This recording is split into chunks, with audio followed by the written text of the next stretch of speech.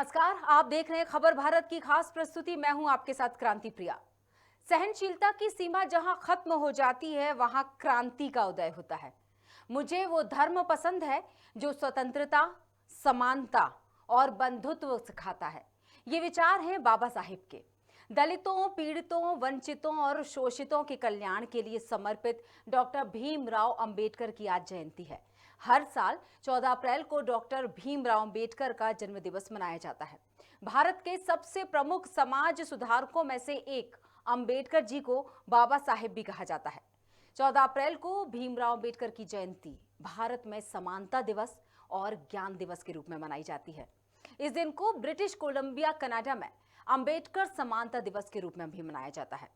आइए देखते हैं संविधान के पितामह बाबा साहेब पर आधारित ये खूबसूरत प्रस्तुति। बाबा साहेब का जन्म 14 अप्रैल को 1891 को मध्य प्रदेश के महू में हुआ था।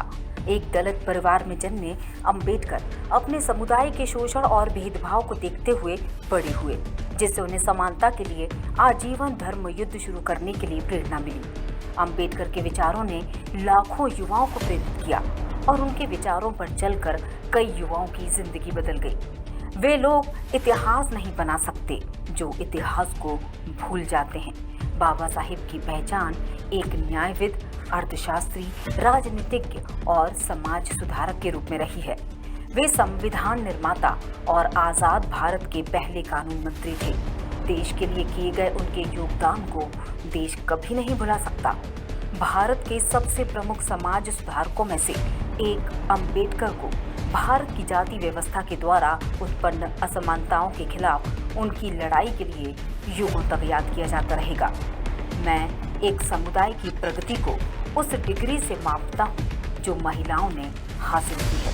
बाबा साहेब के ऐसे विचार जिंदगी के हर कठिन क्षण में हर को प्रेरित करते रहे हैं और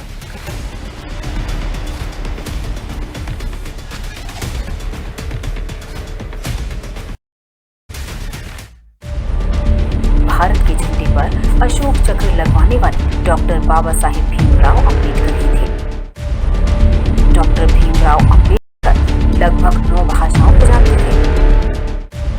भीमराव अंबेडकर ने 21 साल की लगभग सभी पढ़ाई कर ली थी।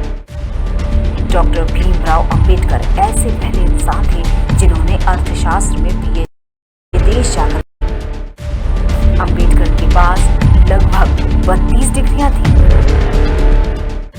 भीम अंबेडकर हिंदू महार जाति के थे जिन्हें समाज अछूत मानता था। डॉक्टर भीमराव अंबेडकर ने 1907 में मैट्रिकुलेशन पास करने के बाद एली फिंस्टन कॉलेज में 1912 में ग्रेजुएट किया। 1913 और 15 प्राचीन भारत व्यापार पर एक शोध प्रबंध लिखा। डॉक्टर भीमराव अंबेडकर ने 1915 में कोलंबिया विश्वविद्यालय से अर्थशास्त्र में एमए की शिक्षा ली। 1917 में पीएचडी की उपाधि हासिल कर ली। National development for India and analytical study विषय पर उन्होंने शोध भी किया। 1917 में ही लंदन स्कूल ऑफ इकोनॉमिक्स में उन्होंने दाखिला लिया, लेकिन साधन के अभाव के कारण वे अपनी शिक्षा को पूरी नहीं कर पाए।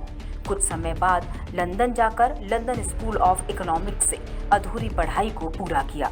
इसके साथ साथ एमएससी और बार एट लॉ की डिग्री भी प्राप्त की।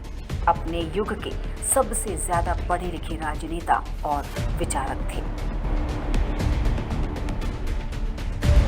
गलत को गलत कहने की क्षमता नहीं है तो आपकी प्रतिभा व्यर्थ है। जब तक आप सामाजिक स्वतंत्रता हासिल नहीं कर लेते, कानून आपको जो भी स्वतंत्रता देता है वो आपके किसी काम की नहीं। मनुष्य नश्वर है, उसी तरह विचार भी नश्वर है। एक विचार को प्रचार प्रसार की जरूरत होती है। जैसे एक पौधे को पानी की नहीं तो दोनों मुरझाकर मर जाते हैं। यदि मुझे लगा संविधान का दुरुपयोग किया जा रहा है तो इसे जलाने वाला सबसे पहले मैं रहूंगा। अन्याय से लड़ते हुए आपकी मौत हो जाती है तो आपकी आने वाली पीढ़ियां उसका बदला अवश्य लेंगी, किंतु अन्याय सहते सहते यदि मर जाओगे तो आने वाली पीढ़ियां भी गुलाम बनी रहेंगी। डॉक्टर भीमराव अंबेडकर सन 1948 से मधुमेह से पीड़ित थे। 3 दिसंबर 1956 को डॉक्टर भीमराव अंबेडकर ने अपनी अंतिम पांडुलिपि बुद्ध और धम्म उनके को जैसे तैसे पूरा किया और 6 दिसंबर 1956 को अपने घर दिल्ली में उन्होंने अंतिम सांस ली। बाबा साहेब का अंतिम संस्कार समुद्र तट पर बौद्ध शैली में किया गया और इस दिन से अंबेडकर जयंती पर सार्वजनिक अवकाश रखा जाता है। शिक्षित बनो, संगठित रहो और उत्तेजित बनो। बाबा साहेब के इस खूबसूरत विचार के साथ इस प्रस्तुति में क्रांति प्रिया को यहीं दीजिए इजाजत। नमस्कार।